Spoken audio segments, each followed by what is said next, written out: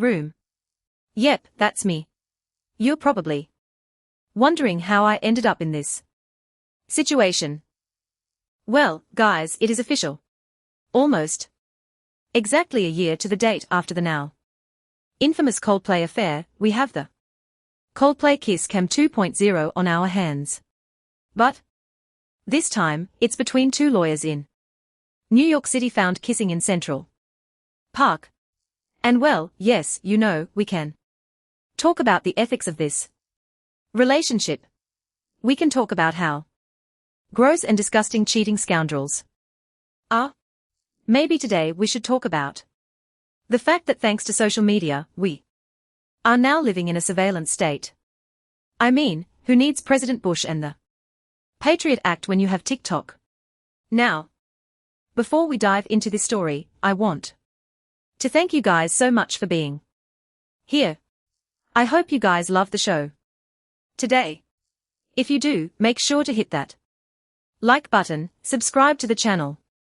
And of course, if you want to stay updated on everything we upload, make sure to ring that notification bell. All right, so this entire scandal started about 4 days ago when Jake Quapo, who is a TikToker or creator who does pranks and viral New York City street interaction videos, he posted a video that he had made about two people kissing in Central Park. Now, all hell broke loose from there. Here is that video in full. Get a room, dude, get a room. My nose is kids are on no. Sorry. This kids are on touch me. Don't touch me. If you touch me, I have to touch you. Come on, get a room. Y'all was making out in this kids. No. I don't record. I'm so confused what's happening. Y'all are guys making out, not me. Alright, so obviously this video could also win the award for the most uncomfortable confusing video of 2026. You see a couple, you know, they get spotted making out in Central Park. Obviously, they don't want to be recorded.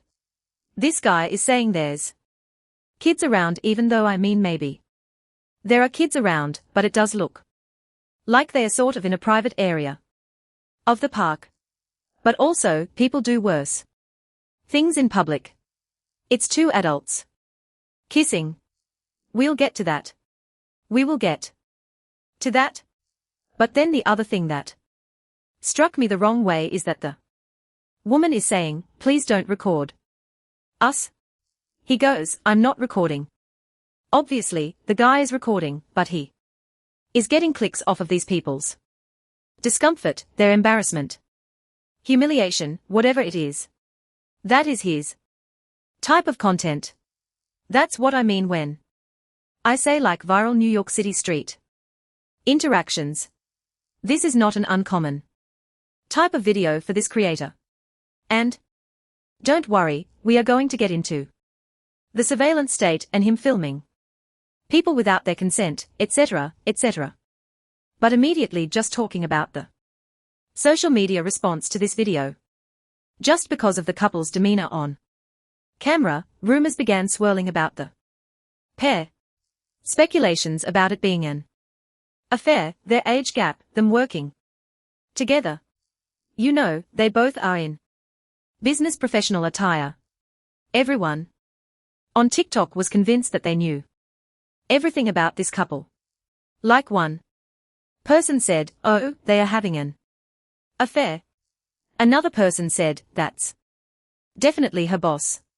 But at that point, nothing had been confirmed yet. However, because it's TikTok, everybody moves fast. You have the girls sitting at home, rotting in their beds with their FBI caps on. They got to work, and soon their entire lives were being aired out online for people to analyze.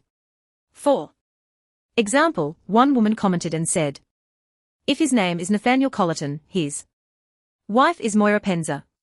She prosecuted Keith Raniere, who is the cult leader of Ends of M. Which, by the way, if you don't Know that story, Crazy Crazy Cult? There is a great podcast series about it. So, if you want something fun to listen to on a car ride, you should go listen. Anyway, that's just an aside, but I did enjoy that series. Okay, getting back to the point. Feeling a little ADD today. Anyway, moving on from that aside, back to the point at hand.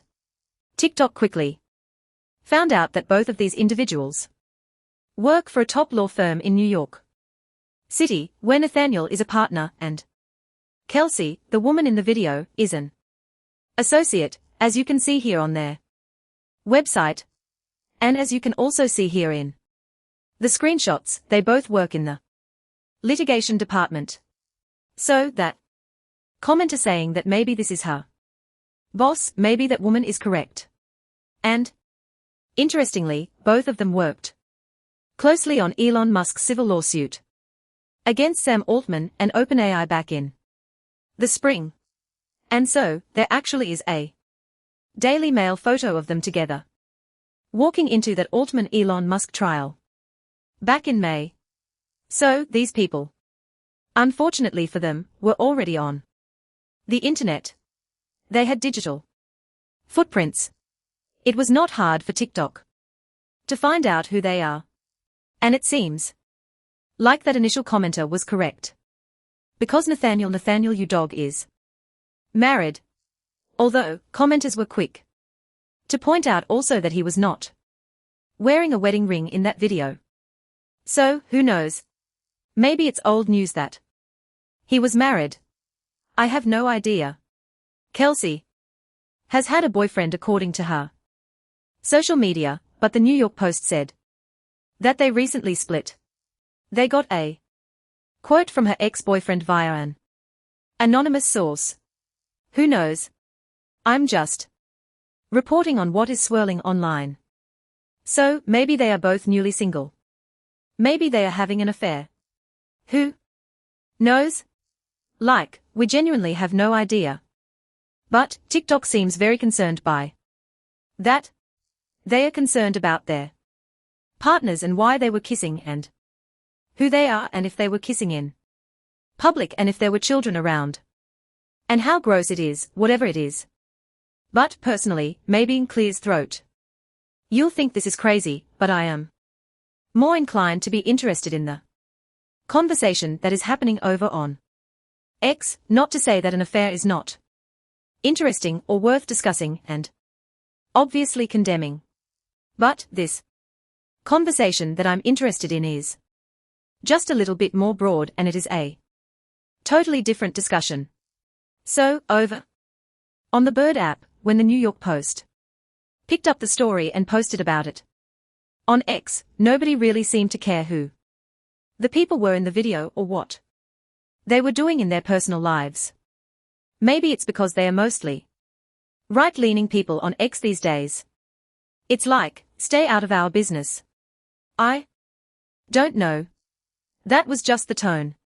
And instead, they more so cared about the fact that this random TikToker felt totally comfortable and empowered to literally accost and film people in public without their permission, lie to them about the fact that he was filming.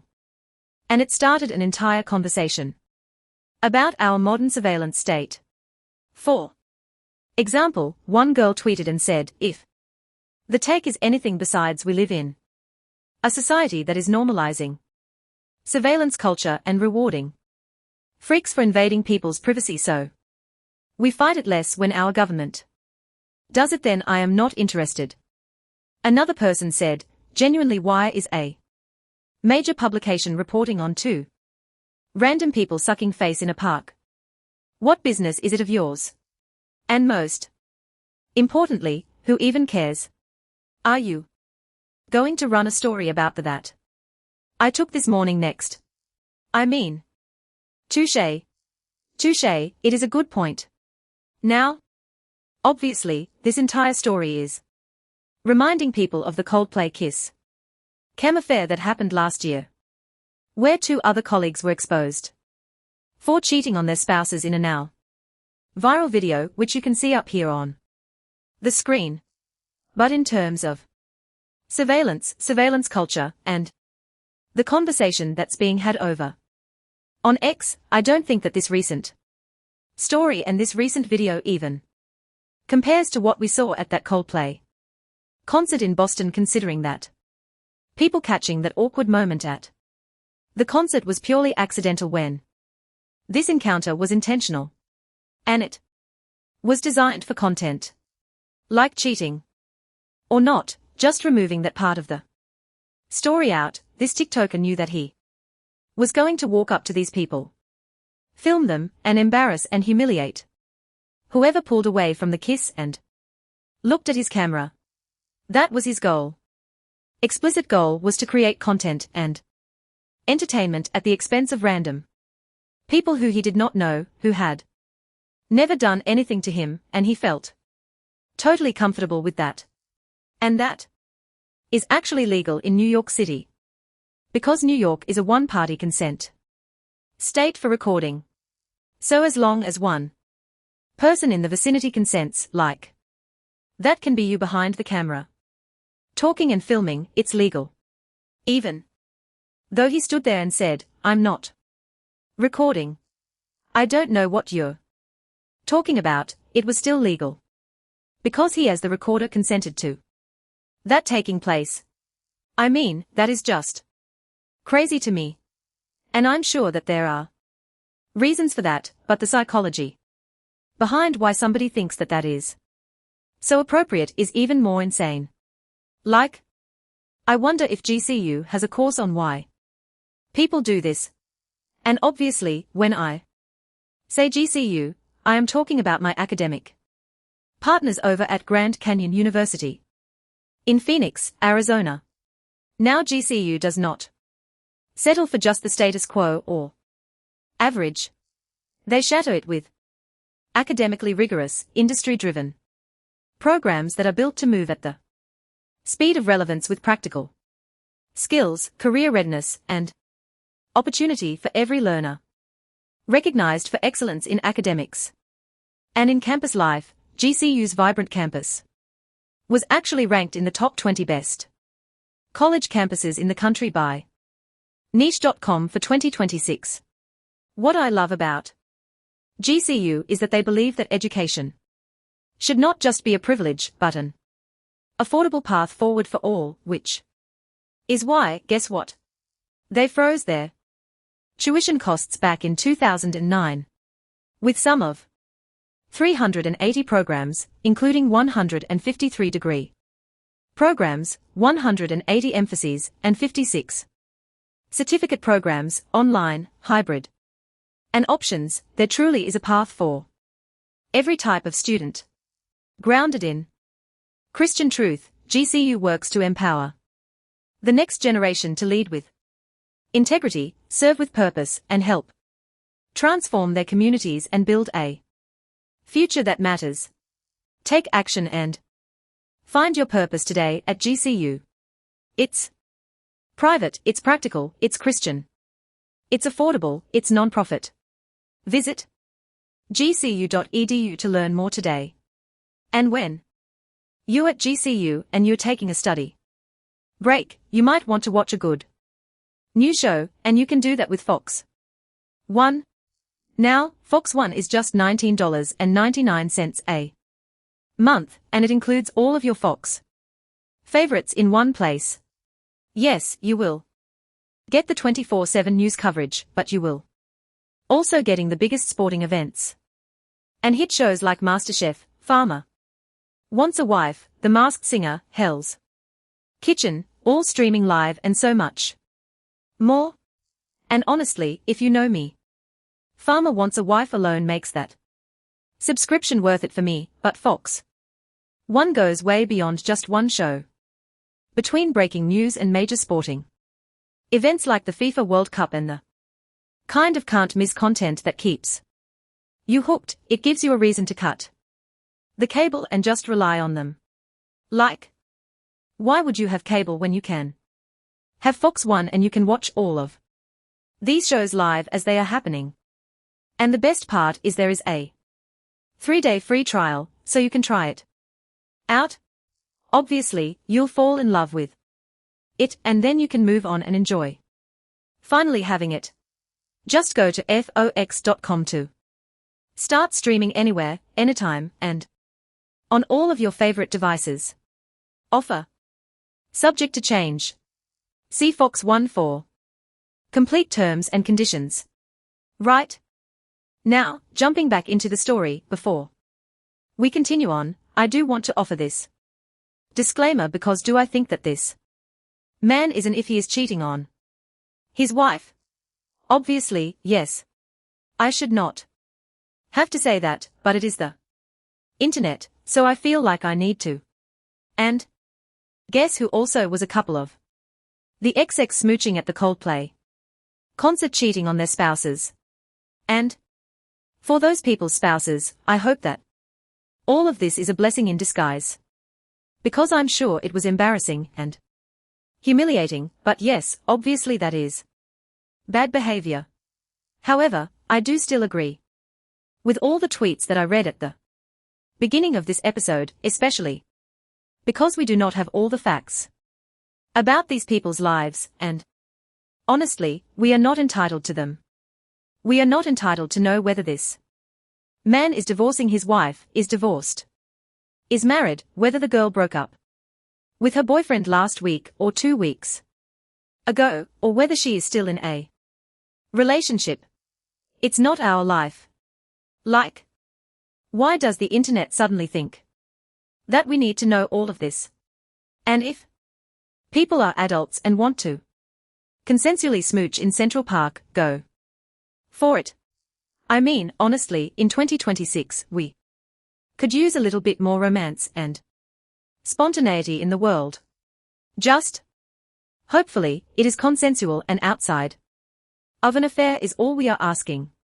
Now, on that point of romance, this was actually something that a lot of people brought up in the comments, saying that people these days feel inhibited in love because people, aka the internet and people's phones, are always watching and waiting to judge and dox.